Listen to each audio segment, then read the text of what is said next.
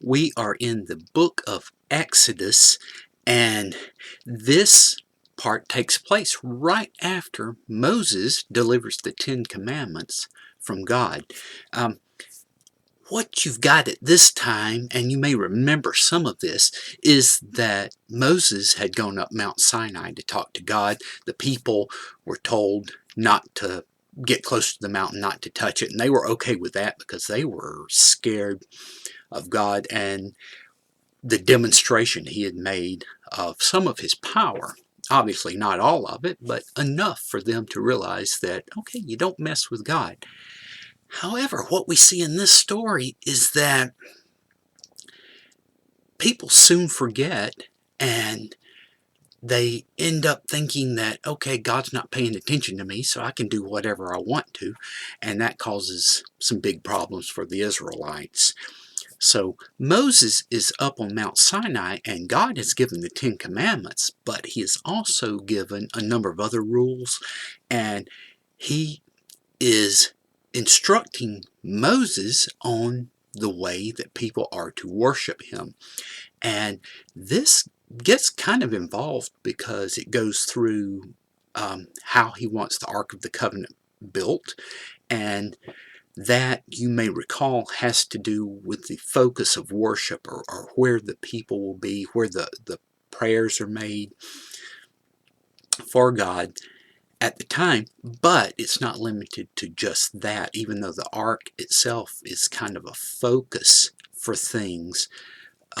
There are many other components that go into worshiping God, and it has to do with things like what the priest will wear and how these things are to be made,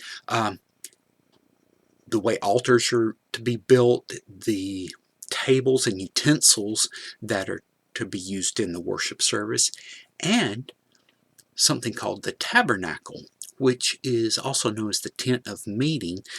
Before the time that the temple is built, the Israelites are on the move, so they need to have a worship center that can move with them.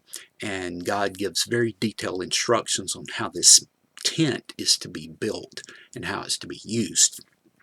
So with that also comes a number of other laws, other rules that God has for the people.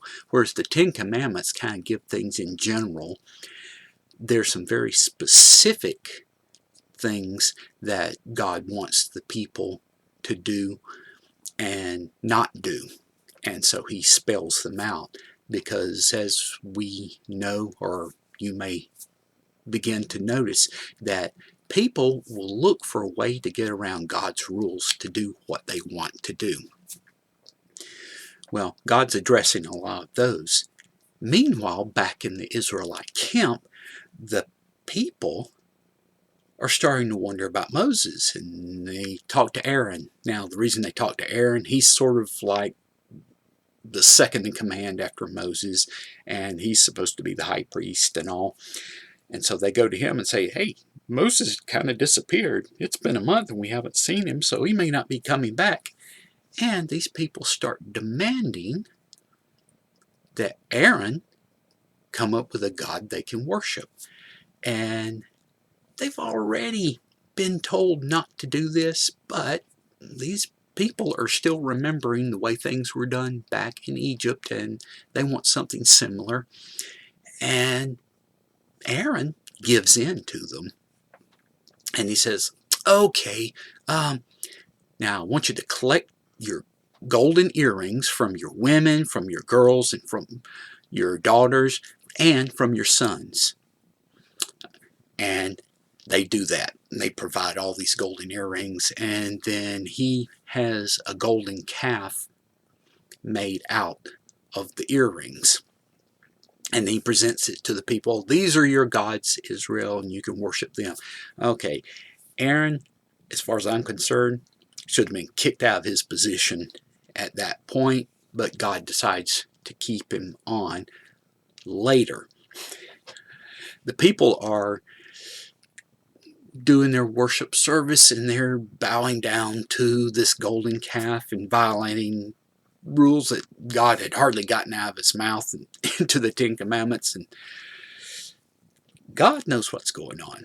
And he tells Moses what's happening. And frankly, God wants to wipe out the people. He said, okay, Moses, I think I'll just wipe them out and start over with you. And Moses is kind of interesting here because with Moses, he is becoming the leader that God has always wanted him to be. And, I'm not so sure that God had really wanted to wipe out the people or if he was pushing Moses to go to the next level of leadership. In any event, Moses does what is proper. He turns to God and says, um, if you wipe out these people, then that's going to make you look bad because all of the Egyptians will say that, oh, you couldn't lead these people or you couldn't take care of these people. And Moses is showing he really cares about God's reputation. And so God says, okay, I won't wipe them out, but he does have something in mind to punish the people. He sends Moses down to see what's happening. Moses is carrying the Ten Commandments, and he is so angry about what the people are doing is that he throws them down and breaks them. He doesn't stop there. He ends up grinding up the golden calf, spreading it in the water, and forcing the people to drink it.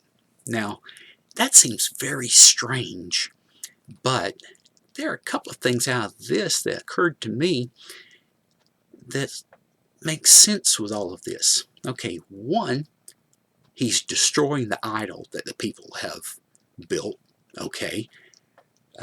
Second, by putting it on the water and forcing the people to drink it, it does a couple of things.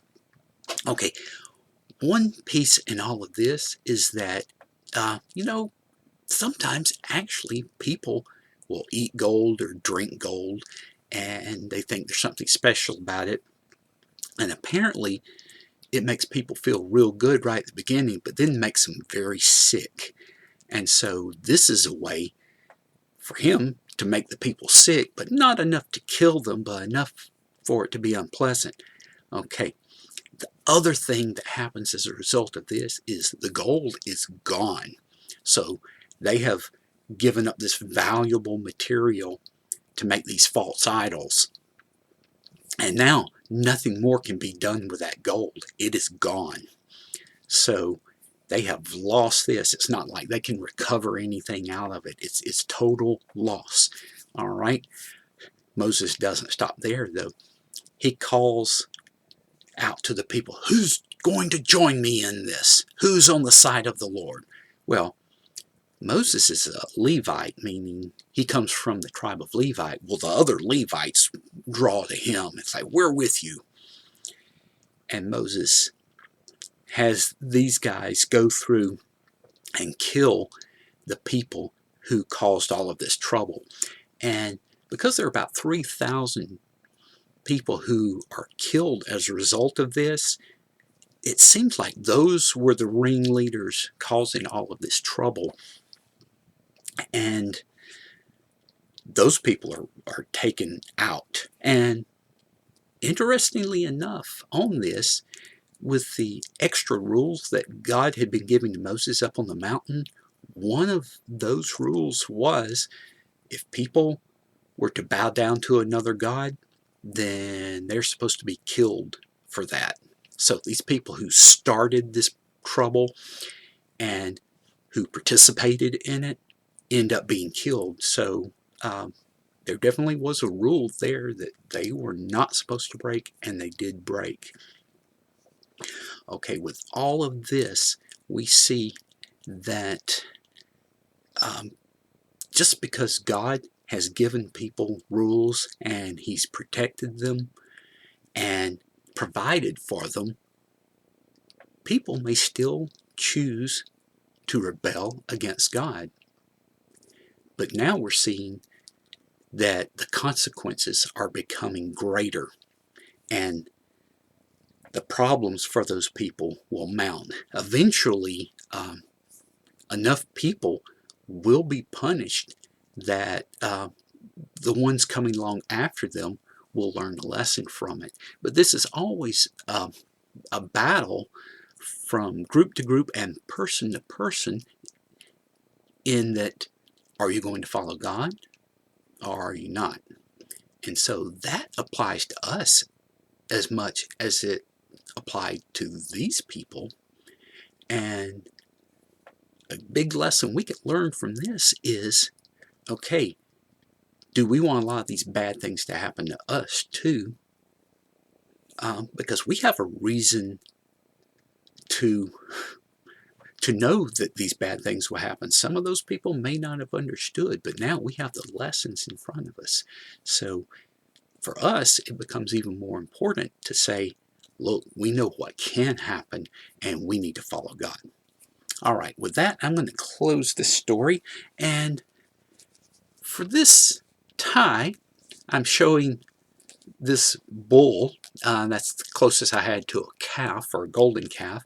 And this is in the area of Wall Street, which is a center of money and power in the United States.